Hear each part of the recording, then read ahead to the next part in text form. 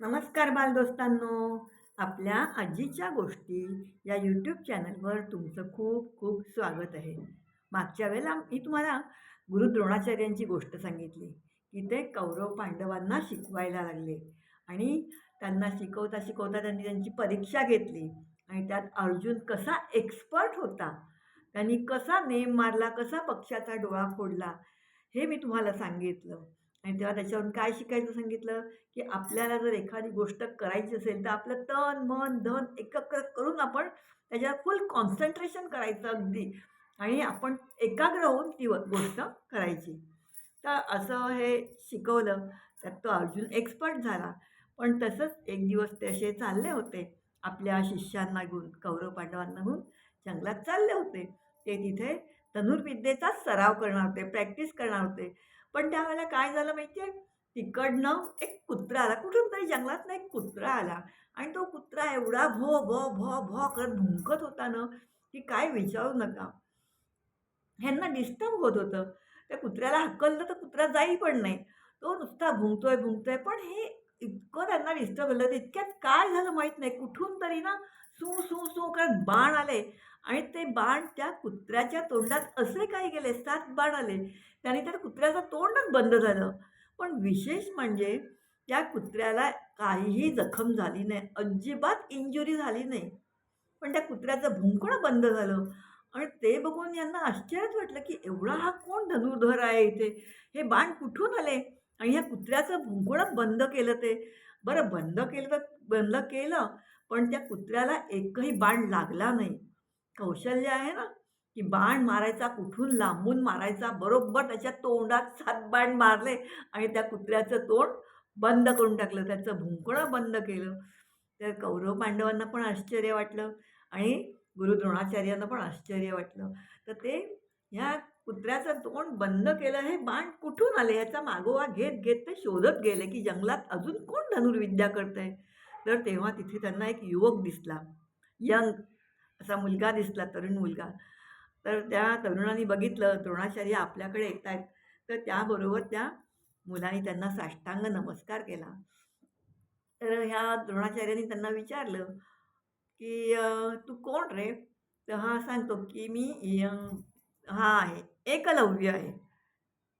निशिगंध ह्या भिल्ला इकडे जे भिल्ल राहतात, त्या भिल्लांचा जो राजा आहे, त्या जंगलातल्या भिल्लांच्या राजाचा मी मुलगा आहे." असं त्यांनी सांगितलं. स्वतःची ओळख दिली, की मी एकलव्य आहे.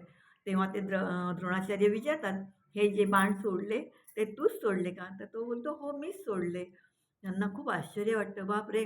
म्हणतात, "हे तुझे गुरु कोण एवढं शिकवणारे?" तर म्हणे, "तुम्हीच आहात." तर "तुम्हीच आहात?" तर म्हणे, "मी तर तुला शिकवलं नाही." तर त्यावेळेला तो म्हणतो, की "मी लहान असताना तुमच्याकडे शिकायला आलो होतो. पण तुम्हाला वेळ नसल्यामुळे तुम्ही मला शिकवलं नाही. पण माझी तर इच्छा होती, की मी शिकीन तर तुमच्याचकडे शिकीन. पण आता तुम्हाला वेळ नाही तर काय करणार?" मग मी घरी परत आल्यावर काय केलं, हा बघा, हा तुमचा पुतळा केला, मातीचा पुतळा. त्याने तिकडे असलेली, जंगलात असलेली माती घेतली आणि द्रोणाचार्यांसारखा दिसणारा एक पुतळा केला आणि त्या पुतळ्यासमोर बसून म्हणे मी धनुर्विद्या शिकायचो. काही चुकलं तरी मी त्या पुतळ्याला येऊन सांगायचं, बरोबर झालं तरी सांगायचं. पण असं होऊन म्हणे त्या पुतळ्याकडून मला गाईडन्स मिळत गेलं. चुकलं तरी गाईडन्स मिळत गेलं, नाही चुकलं तरी मला शाबासकी मिळत गेली. त्या पुतळ्याकडे बघून मी शिकत गेलो आणि असं शिकता शिकता मी आता इथपर्यंत धनुर्विद्या शिकलोय. तर ते द्रोणाचार्य म्हणतात, की "बघ, तू म्हणतोस की शिकलो म्हणून, पण हे बाण तूच मारले कशावरून? आम्ही नुसते बाण येताना बघितले, पण तू कशावरून मारलंस? आम्ही कशावरून हे करायचं, विश्वास ठेवायचा की तूच बाण मारलेस म्हणून? तू काहीतरी आम्हाला सिद्ध करून दाखव." तर असं म्हटल्यावर तो एकलव्य काय करतो माहिती आहे? धनुष्याला बाण लावतो आणि एकच बाण सोडतो झाडावर आणि तो बाण इतका कौशल्याने जातो, तो झाडावरची प्रत्येक फुलं ना फुलं, एक-एक फूल असा ओवत जातो. म्हणजे झाडाची टहाळी तुटत नाही, पानं तुटत नाही, काय नाही. पण एक-एक फूल असं आतमध्ये, आतमध्ये जात जातं आणि बरोबर तो बाण भरल्याबरोबर तो बाण येऊन त्याने जी ती द्रोणाचार्यांची मूर्ती केलेली असते, त्या मूर्तीच्या पायाशी येऊन पडतो. तेव्हा गुरु द्रोणाचार्य आपल्या शिष्यांना सांगतात, बघा केवढी त्याची निष्ठा आहे. गुरु नाही, पण नुसता गुरुचा पुतळा तयार करून त्यांनी विश्वास ठेवला, निष्ठा ठेवली आणि सराव ठेवला. त्याच्यामुळे तो केवढा हुशार आणि निष्णात धनुर्धारी झालाय बघा. तेव्हा कुठचंही काम करताना आपण निष्ठा ठेवायची आणि सराव करायचा. हे बाळांनो नेहमी लक्षात ठेवा. कुठचाही अभ्यास घ्या तुम्ही. त्या अभ्यास करताना अभ्यासावरही आणि त्या गुरुवर श्रद्धा ठेवायची आणि आपला जे काम आहे ते नेहमी नेहमी करायचं, नेहमी नेहमी करायचं. त्याची सवय करायची, प्रॅक्टिस करायची की आपण त्याच्यात एक्सपर्ट होतो. बाळांनो, ही गोष्ट आवडली तर लाईक करा, शेअर करा आणि सबस्क्राईब करा.